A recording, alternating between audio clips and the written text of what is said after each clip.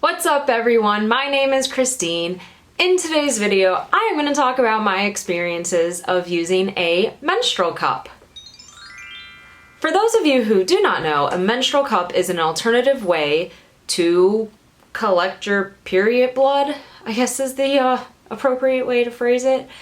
It's alternative to using pads or tampons during your period to collect your period blood. So this is what a menstrual cup looks like. It's just a little cup that you stick up. A difference between using a menstrual cup versus pads or tampons is that this literally collects your blood versus absorbing it. With a menstrual cup, there are two different sizes. There is basically a larger size and a smaller size, and the thing that they say is it goes by if you've had a baby or not. So if you've had a baby, you get the larger size. If you have not had the baby, you get a smaller size. The reason why I bought a menstrual cup was actually because I knew I would be traveling a lot, and I didn't want to have to deal with carrying pads and tampons around with me everywhere that I went, and it is much easier to just have one thing that you have to carry with you. Even though I still did carry pads around with me, but I will get into that. One of the bigger benefits of using a menstrual cup versus pads or tampons, at least to the environment as a whole, is you are generating a lot less waste. If you think about how many pads and tampons you go through in a period, and that's just all trash, that's all trash building up. When you have a menstrual cup, you don't have that. It's reusable. You have one that you buy up front, and then you can use it for years and years and years. So that comes to the cost. A menstrual cup initially is more expensive than buying a box of pads or tampons. I want to say it's between $30 to $40. I don't even remember how much I paid for this. But you only buy one, and it can last you for a really long time. And so really, in the long run, it is much cheaper to using pads and tampons. I decided to get the menstrual cup 2 months ago. I've used it through 2 periods so far. And yeah, this is what I think about it. Initially, it is really hard to get it in correctly, to have it open up and not leak. But with practice, it does get easier. I noticed like on my last period, sometimes it would open up right away and I was like, yes, I got the hang of it. And other times I was still in the bathroom for a really long time, twisting it around, trying to get it to open up. And yeah, it was embarrassing last month.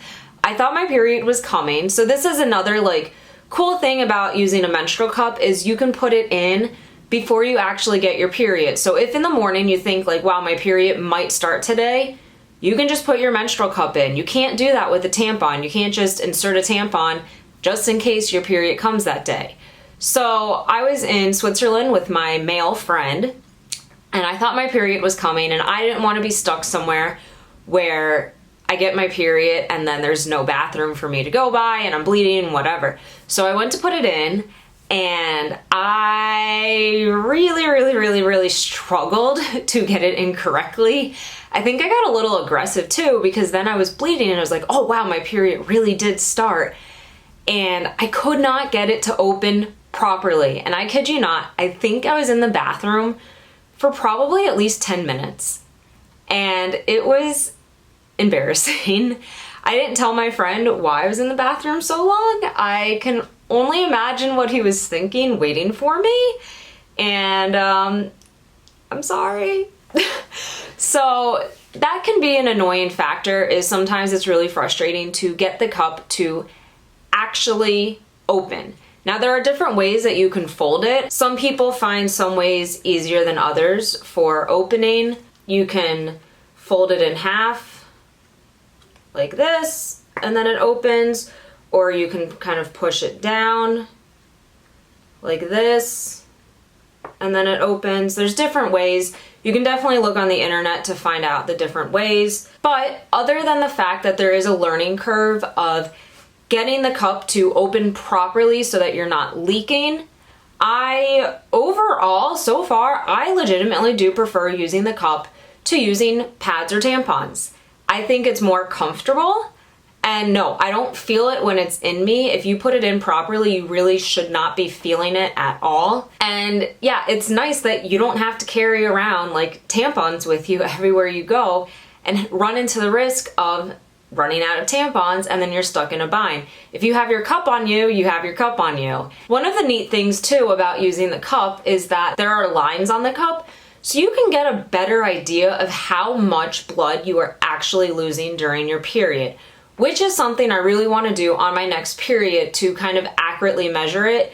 With my last period, I was kind of making guesses. Of course, I was traveling, so I wasn't making like documentation on how much I was losing, but I lost a lot. And if I was making estimates based on the size of my cup, I looked online and I think I lost the amount of blood in one day of my period that you're supposed to lose during your entire period. So yeah, I'm gonna try to keep better records of how much I am actually losing, and with the cup, you can do that. Using a menstrual cup, it is nicer if you are at home in a cleaner environment to dump out the blood and you can rinse it out with water at the sink, but you can change it in public places. It is far from ideal, but I did do it. I had to change my cup on trains in Germany. I had to change it in public bathroom places in both France and Germany, and it was fine. I made sure that I washed my hands before I went and changed anything. One of the unfortunate things for my end is that I have a very heavy period and it sucks. So on the heaviest days of my period, I had to empty out my cup probably every 2 hours. But that's not really different from using tampons, because on my heaviest days of my period, when I was using tampons, I was having to change my tampon every 1 to 2 hours. So that in itself wasn't necessarily different.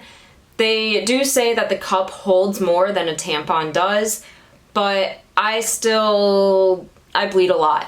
Now, I did talk to a friend who also used the cup, and she, like me, has a very heavy period, and she said even though she never had a baby, she went ahead and bought the bigger cup because it holds more and it's worked better for her. So I may end up just buying the bigger cup because I have the heavy period, and it can be kind of challenging and annoying to have to constantly find a bathroom to empty out your cup. But again, I had that problem with tampons as well. So yeah, it's really annoying. Besides the days when I have my super heavy amounts of bleeding, the cup is amazing. I am able to just insert the cup in the morning and forget about it until the evening. Usually I would change it just while I was in the shower in the evening, rinse it out in the shower, put it in, and then I was good until the next morning, which was definitely a convenience factor over tampons, because I could forget about my period all day. So I really definitely liked that aspect. As far as cramping goes, I can't say I've noticed a huge difference in my cramping using the cup versus using tampons. Some people do say that they notice a decline in cramps. It's possible that I just have not used it long enough to realize. With the menstrual cup, you get this little pouch that you can put it in, and when you're done with your period, when it's finally done, you just put it in the pouch, put it in your purse or wherever you want, and you wait till the next month. Now, you should clean it between your periods. They recommend boiling it in water for at least 10 minutes to kill off any potential bacteria or anything that could have grown on this. And that's that. When I was on my heavier days, because I know how heavy my period can be, and I know that I could only last like 2 hours or so with my cup before it was overflowing, I did still wear a pad just in case to help prevent leaking and embarrassment. So I'm not fully away from pads and generating waste, but I am hoping that as I get more used to the menstrual cup, and possibly if I get a bigger cup, that I can back away from that as well. I'll be more comfortable with knowing the timeline of things, but we'll just see how that goes. That's it for my experiences thus far using a menstrual cup. I knew about the cup for probably a few years before I actually tried it. To me, it was kind of always one of those things of like, I don't know, why would I need to use it? I'm comfortable using tampons. Why should I switch? And well, I finally pulled the trigger and I switched, and I think it is a good switch so far. I would recommend to try it. And for me, I think really one of the bigger things is the fact that it is so much better for the environment. You generate so much waste, and with the cup, you don't generate the same amount of waste. So if we look from an environmental approach, it's so much better. And yeah, you definitely, over the course of a year, you do save a lot of money. So that's totally a perk as well. Yeah, so far, it's a happy purchase. There are several different brands of menstrual cups. I don't necessarily want to say which one I bought. I just recommend looking into the different brands, and you can make the decision yourself as far as which one you would feel comfortable buying. So I can't really comment on the different brands because I've only tried one. That's it for my video. If you enjoyed something about it, give it a thumbs up, and if you want to see more videos about my thoughts and opinions and my exciting life, make sure you subscribe to my channel, and I'll see you next time. Bye!